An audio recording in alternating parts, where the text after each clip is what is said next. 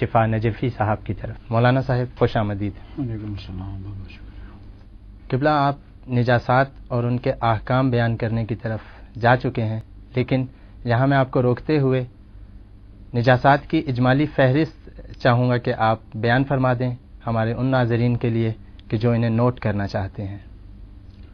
اعوذ باللہ من الشیطان الرجیم، بسم اللہ الرحمن الرحیم، الحمد للہ رب العالمین، والصلاة والسلام علی خیر خلقہ محمد وآلہ الطیبین الطاہرین۔ یہ اچھی تجویز ہے، وہ تجویز اس حوالے سے بھی مناسب اور معقول ہے کہ ضروری نہیں کہ ہمارے جو ناظرین ہیں وہ سب تسلسل سے ہمارے پروگرام کو دیکھ رہے ہوں یا سن رہے ہوں۔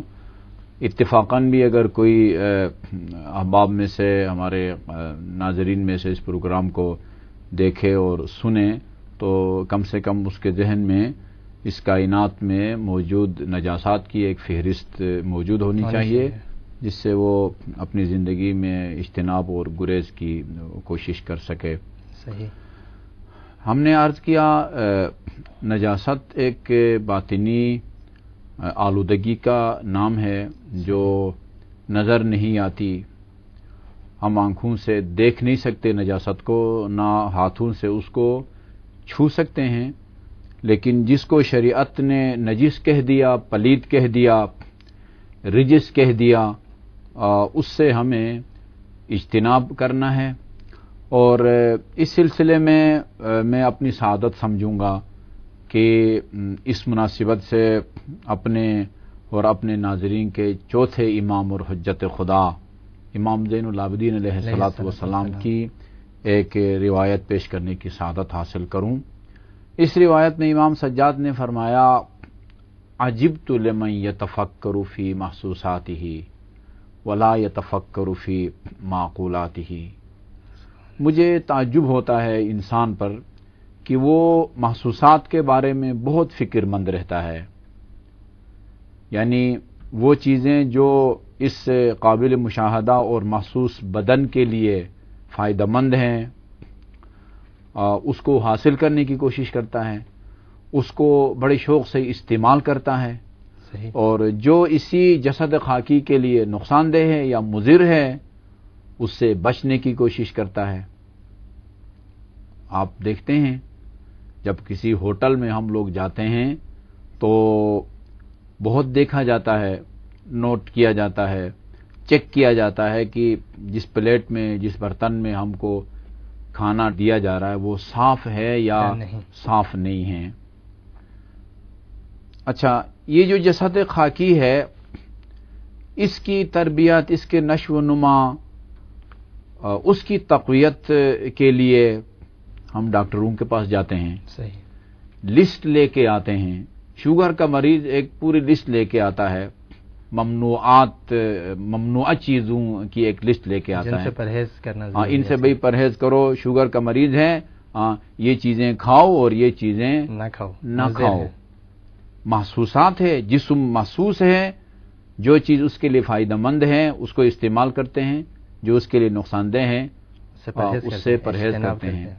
ولا یتفکر فی معقولاتہ، لیکن جو چیز انسان کو نظر نہیں آتی وہ معقول ہے، روح معقول ہے۔ صحیح۔ جو چیز روح کی تضعیف کا باعث ہے، روحانی کمزوری کا باعث ہے، روحانی زوال کا باعث ہے، روحانی آلودگی کا باعث ہے، اس کی طرف انسان متوجہ نہیں ہے، تاکہ جو چیزیں روح کے لیے فائدہ مند ہیں ان کو استعمال کریں، ان کی پابندی کریں۔ صحیح۔ اور جو روح کے لیے مضر ہیں اور نقصان دہ ہیں، زیان رساں ہیں، ان سے پرہیز کیا جائے۔ بالکل صحیح۔ یجنب نفسہ عما یؤذیہ ہے، جو چیزیں اس کی اس جسد خاکی کے لیے نقصان دہ ہیں یا اذیت کا باعث ہے اس سے اپنے اس جسم کو انسان بچاتا ہے۔ بالکل صحیح۔ وَيُورِدُ صَدْرَهُ مَا يُرْدِيهِ ہے، بہت ساری باتیں، بہت سارے تصورات، بہت سارے خیالات جو نفس کے لیے، روح کے لیے ہلاکت کا باعث ہے، انسان اپنے دل و دماغ میں اور سینے میں ان کو جگہ دیتا ہے۔ صحیح۔ تعجب فرماتے ہیں، ایسا لگتا ہے جیسے کہ ہمارا یہ معاشرہ، ہمارا موجود اور حاضر معاشرہ سید السجاد کے سامنے موجود تھا کہ ہم لوگ محسوسات کے بارے میں بہت فکر مند رہتے ہیں، اپنی اس ظاہری جسم کو زیادہ سے زیادہ طاقتور بنانے کی فکر میں ہیں، جو چیزیں اس کے لیے نقصان دہ ہیں اس سے اپنے آپ کو بچاتے ہیں، لیکن روحانی تقویت کے لیے کون سا عقیدہ ضروری ہے، کن باتوں پر عمل ضروری ہے، اس کا عام لوگوں کو نہ پتہ ہے، نہ اس کی طرف لوگ متوجہ ہیں، اس کی اہمیت کے قائل نہیں ہیں۔ بالکل صحیح۔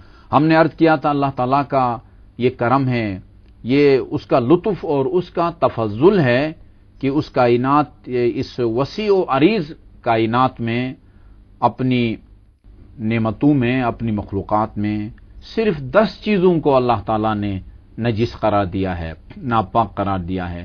10 کے علاوہ کائنات کی تمام چیزیں پاک ہیں، چاہے وہ جاندار ہوں، غیر جاندار ہوں، مایات سے ان کا تعلق ہو یا جمادات اور ٹھوس چیزوں سے ان کا تعلق ہے، سب کے سب پاک ہیں۔ ہاں، اگر وہ پاک چیزیں ان 10 چیزوں سے اگر وہ مل جائیں، ان کا ملاپ ہو جائے، یہ نجاست اس کو لگ جائیں تو وہ متنجس ہو جائیں گی۔ صحیح۔ ہم نے کہا تھا کہ یہ تعبیر درست نہیں ہے نجس کہ ہاتھ نجس ہو گیا۔ صحیح۔ اگر ہم کہہ دیتے ہیں خون کو ہاتھ لگ گیا تھا، پیشاب کو ہاتھ لگ گیا تھا، ہاتھ نجس ہو گیا، یہ ایک مجاز ہے، مجازی تعبیر ہے۔ بالکل صحیح۔ جس طرح ہم بہادر آدمی کو شیر کہہ دیتے ہیں، بالکل وہ صحیح۔ حقیقت میں شیر نہیں ہوتا، وہ شیر تو چڑیا گھر میں ہوتا ہے۔ صحیح۔ تو یہ کپڑے کو کہہ دیا جاتا نجس ہو گیا، ہاتھ نجس ہو گیا، برتن نجس ہو گیا، مجازن کہہ دیتے ہیں ہم نجس ہو گیا، ورنہ نجس چیزیں تو یہ 10 ہیں۔ صحیح۔ اور وہ 10 چیزیں روایات کی روشنی میں جن کو فقہا نے بیان کیا ہے، وہ نمبر 1 پیشاب ہے، صحیح۔ نمبر 2 پاخانہ ہے، صحیح۔ نمبر 3 خون ہے، نمبر 4 منی ہے، نمبر 5 مردار ہے، اور نمبر 6 شراب ہے، صحیح۔ نمبر 7 کافر ہے، صحیح۔ نمبر 8 خشکی میں رہنے والا کتا، صحیح۔ اور نمبر 9 خشکی میں رہنے والا خنزیر، صحیح۔ اور نمبر 10 وہ پاخانہ خور جو اونٹ ہے جانور، اس کا پسینہ۔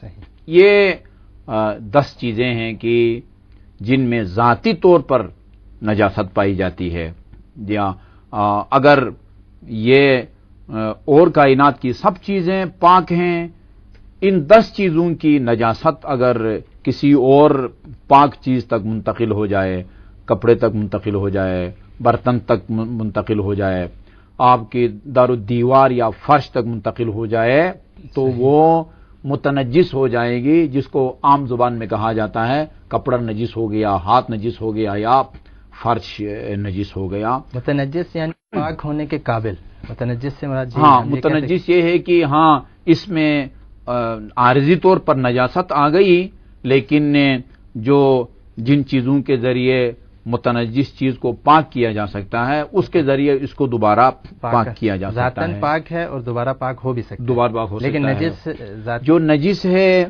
وہ نجس ہے جب تک وہ نجس چیز کا نام بولا جائے گا اس کے اوپر، صحیح، اس وقت تک وہ نجس رہے گا۔ صحیح۔ کتا ذات جب اس تک کی بدل کتا جائے، ہے، اس کی ماہیت یا ذات وہ بدل جائے تو وہ ہم آئندہ صحیح۔ بحثوں میں، آئندہ گفتگو میں عرض کریں گے کہ کتا جب تک کتا ہے اس وقت تک وہ نجس ہے، خنزیر جب تک خنزیر ہے وہ اس نجس وقت ہے۔ تک نجس ہے۔ صحیح۔ جی، ایک مائع جب تک اس کو پیشاب کہا جاتا ہے، جب تک اس کو پاخانہ کہا جاتا ہے، وہ نجس ہے۔ اگر کسی وجہ سے اس میں ایسی تبدیلی آ گئی جس کی وجہ سے اس کی حقیقت بدل گئی، اب وہ کتا نہیں کہلاتا، اب وہ خنزیر نہیں کہلاتا، اب وہ پیشاب پاخانہ نہیں کہلاتا، تو پھر وہ گویا حقیقت کی تبدیلی کی وجہ سے وہ پھر پاک چیزوں میں اس کا شمار ہوگا۔ اگر وہ پاک چیز میں بدل گیا تو، اگر وہ پاک چیز میں جس چیز میں بدل بدلا جائے، اس کا حکم اب اس پہ آئے گا۔ یہ 10 چیزیں ہیں، اس کی فہرست مومنین کے ذہن میں ہونی چاہیے، ہمارے بالکل صحیح۔ ناظرین و سامعین کے ذہن میں ہونی چاہیے۔ البتہ یہ بھی عرض کیا تھا ہم نے گزشتہ پروگرام میں کہ پیشاب پاخانہ نجس ہے، لیکن ہر حیوان کا پیشاب پاخانہ نجس نہیں ہے۔ اس حیوان کا پیشاب پاخانہ نجس ہے، اس جاندار کا پیشاب پاخانہ نجس ہے جو حرام گوشت ہو، جس کا گوشت نہ کھایا جاتا ہو، اور دوسری خصوصیت اس میں یہ ہو کہ وہ خون جہندہ رکھتا ہو۔ خون جہندہ دھار مار کے نکلنے والے کو، یعنی وہ جاندار چیز ایسی ہو کہ جس کی شریانیں ہوں اور اس کی شریان کو اگر کاٹیں تو دھار مار کے۔ البتہ جیسے عربی کا ایک قانون ہے، ما من آمن الا وقد خص، ہر عام کی تخصیص ہوتی ہے۔ صحیح۔ کچھ ایسے یعنی جاندار چیزیں ہیں کہ جو حرام گوشت بھی ہیں، اور ان کے رگ کو اگر کاٹا جائے تو دھار مار کے خون بھی نکلتا ہے، اس کے باوجود ان کا پیشاب پاخانہ پاک سمجھا جاتا ہے۔ کچھ پرندوں کے بارے میں کہا جاتا ہے کہ پرندے کا جو پیشاب پاخانہ ہے وہ نجس نہیں ہے۔ تو یہ پیشاب پاخانہ، اور پھر وہ نجس تو ہے، تمام انسان چاہے وہ بڑے ہوں چھوٹے ہوں، مرد ہو خاتون ہو، بالغ ہو نابالغ ہو، ان کا پیشاب پاخانہ نجس ہے۔ صحیح۔ لیکن ایک خاص اور دلچسپ نکتہ ہے، میں اپنے سامعین اور ناظرین کی خدمت میں عرض کروں گا۔ اگر کوئی شیرخوار ہے، دودھ پیتا بچہ ہے جس نے ابھی کھانا پینا شروع نہیں کیا، صحیح، یا اگر اس کو کھلایا بھی جاتا ہے تو برائے نام، یعنی دن میں ایک دفعہ اس کی غذا کا بیشتر حصہ ماں کا دودھ ہے، یہ اس کا اگر پیشاب کسی کپڑے کو لگ جاتا ہے تو نجس اس شیرخوار بچے کا پیشاب بھی ہے، لیکن وہ عام غذا خور انسان کے پیشاب اور اس کے پیشاب کی جو نجاست ہے، اس نجاست کے ازالہ یا اس کو برطرف کرنے یا پاک کرنے کا طریقہ ذرا مختلف ہے۔ صحیح صحیح۔ بڑے آدمی کا اگر پیشاب کسی کپڑے کو لگ جائے تو، اور آپ تھوڑے پانی سے، لوٹے کے پانی سے، بالٹی کے پانی سے پاک کرنا چاہیں تو اس میں وہ پہلے اس کو گیلا کرنا پڑتا ہے، جہاں جہاں تک نجاست پہنچی ہے اور سرایت کر گئی ہے وہاں تک پانی کو، بالٹی کے پانی یا لوٹے کے پانی کو پہنچانے کے بعد اس کو نچوڑنا پڑتا ہے۔ صحیح۔ 2 دفعہ نچوڑنا پڑتا ہے، اس کا طریقہ ہم بعد میں تفصیل سے عرض کریں گے۔ صحیح۔ لیکن اگر صرف شیرخوار بچے کا اگر پیشاب اگر وہ، تو اس میں صرف ایک دفعہ اگر پانی ڈال دیا جائے چھڑکاؤ کی صورت میں